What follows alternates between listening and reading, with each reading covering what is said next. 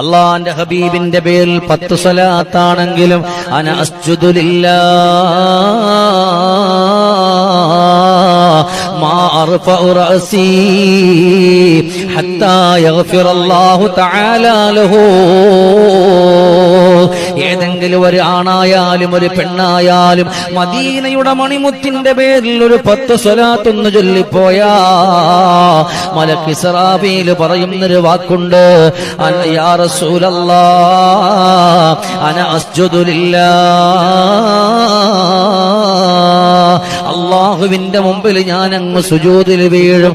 മാ അർഫഉ റഅസി, എന്റെ ശിരസിനെ ഞാൻ ഉയർത്തില്ല നബിയേ, ഹത്താ യഗ്ഫിറല്ലാഹു തആല ലഹു.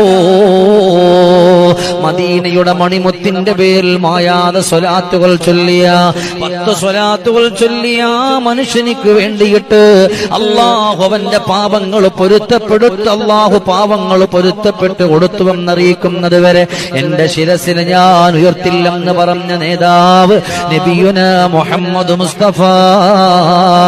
അതുകൊണ്ട് 10 അല്ല 20 അല്ല എത്ര ചൊല്ലിയാലും നിങ്ങളുടെ ഹൃദയത്തിനൊരു മാധുര്യമാണ്, അതും മദീനത്തെ ഒരു കുളിർമയാണ്.